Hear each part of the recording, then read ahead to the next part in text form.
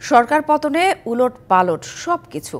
পরবর্তীতে পরিস্থিতিতে খোঁজ নেই চট্টগ্রাম সিটি কর্পোরেশনের মেয়র রেজাউল করিম চৌধুরীর। আত্মগোপনে অনেক ওয়ার্ড কাউন্সিলরও, ফলে প্রায় স্থবির চট্টগ্রাম সিটি কর্পোরেশনের বেশিরভাগ ওয়ার্ড কার্যালয়ের কার্যক্রম। নাগরিক সেবা বন্ধ থাকায় সংকটে নগরবাসী। চট্টগ্রাম সিটি কর্পোরেশনে ৪১টি ওয়ার্ড কার্যালয় ও সংরক্ষিত কাউন্সিলর কার্যালয়ে জন্মসনদ, ওয়ারিশ সনদ সহ মিলত নাগরিক নানান সেবা। তবে ৪ঠা আগস্টের পর বদলে গেছে চিত্র।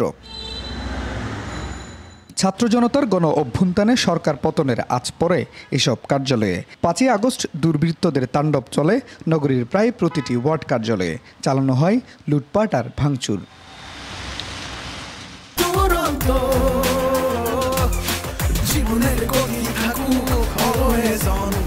সরকার পতনের পর থেকে কার্যালয়ে আসছেন না সিটি মেয়র। নিরাপত্তাহীনতা ও রাজনৈতিক কারণে খোঁজ মিলছে না অনেক কাউন্সিলরের। অভিযোগ রয়েছে শিক্ষার্থীদের আন্দোলনে সহিংসতায় নেতৃত্ব দিয়েছেন অনেক কাউন্সিলর।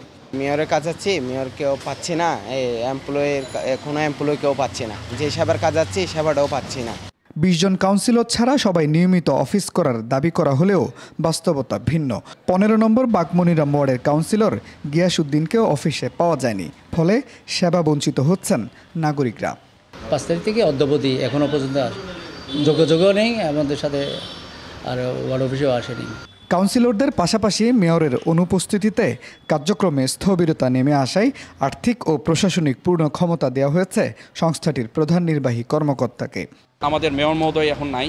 এখন আমরা একটা মিটিং করেছি, আমরা সব কর্মকর্তা আমরা একমত হয়েছি কোনো দুর্নীতির বিষয়ে আমরা জিরো টলারেন্স।